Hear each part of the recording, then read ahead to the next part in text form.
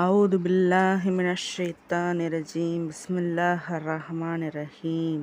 அஸ்ஸலாமு அலைக்கும் வரஹ்மத்துல்லாஹி தஆலா வபரகாத்துஹு. மறுமையில் கேட்கப்படும் கேள்விகள். நபி ஸல்லல்லாஹு அலைஹி வஸல்லம் அவர்கள் நவின்றதாக அபூ ஃபர்ஸதல் அஸ்லமி ரலியல்லாஹு அவர்கள் அறிவிக்கிறார்கள், மறுமை நாளையில் 5 கேள்விகளுக்கு மனிதன் பதில் சொல்லாதவரை அல்லாஹ்வின் சன்னிதானத்திலிருந்து நகர முடியாது. உன்னுடைய வாழ்நாளை எந்த வகையில் செலவு செய்தாய்? நீ கற்றறிந்த மார்க்க கல்வியை கொண்டு எந்த அளவு செயலாற்றினாய்? பொருளை எந்த வகையில் சம்பாதித்தாய்? சம்பாதித்ததை எந்த வகையில் செலவு செய்தாய்? உன்னுடைய உடம்பை எந்த வழியில் ஈடுபடுத்தினாய்?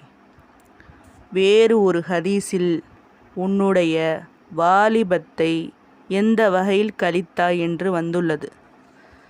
மேற்கண்ட ஹதீஸின் மூலம் இவ்வுலகத்தில் வாழும் ஒவ்வொரு மனிதனும் 5 விஷயங்களுக்கு பதில் கூறியே ஆக வேண்டும் என்று அறிந்து கொள்கிறோம். கல்லூரி, பள்ளிக்கூடங்கள், மதரசாக்களில் பயிற்சி பெறக்கூடியவர்களிடத்திலும் அவ்வப்பொழுது கேள்விகள் கேட்கப்படுகின்றன. அவ்வாறு கேட்கப்படும் கேள்விகளை பரீட்சை எழுதும் சமயத்தில்தான் அறிவிப்பார்கள். ஆனால் அல்லாஹு தஆலா எப்பொழுதோ அவன் கேட்கும் கேள்விகளை பற்றி முன்கூட்டியே அறிவித்துவிட்டான். மேலும் அந்த கேள்விக்குரிய பதிலையும் தந்துவிட்டான். எனவே நாம் ஒவ்வொருவரும் நம்மிடம் என்ன கேள்விகள் கேட்கப்படும் என்பதை அறிந்து கொண்டோம். எனவே இவ்வுலகத்தை விட்டு செல்லும் முன் அந்த கேள்விக்கான விடைகளை சேகரித்து கொள்ள வேண்டும். நம்முடைய வயதை, வாழ்நாளை அல்லாஹ்விற்கும் அவனுடைய தூதர் ஸல்லல்லாஹு அலா முஹம்மது ஸல்லல்லாஹு அலைஹி வஸல்லம் அவருக்கும் பொருத்தமான வகையில் செலவு செய்ய வேண்டும். நாம் கற்றறிந்த இல்மின் பிரகாரம் அமல் செய்ய வேண்டும். மார்க்கத்திற்கு புறம்பாக ஹராமான வழியில் பொருளை சம்பாதிக்க கூடாது. சம்பாதித்த பொருளையும் வீணான காரியங்களில் செலவு செய்யக்கூடாது. நம்முடைய உடம்பை மார்க்கத்திற்கு புறம்பான காரியங்களில் ஈடுபடுத்தக்கூடாது. மேலும் வாலிப வயது என்பது மாபெரும் பொக்கிஷம்.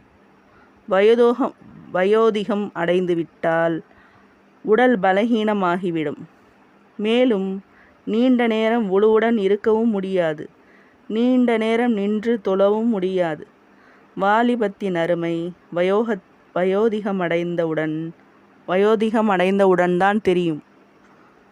எனவே வாலிப வயதில் நிறைய அமல்கள் செய்ய வேண்டும். அஸ்ஸலாமு அலைக்கும் வரஹ்மத்துல்லாஹி வபரகாத்துஹு. இன்றைய மருத்துவ குறிப்பு.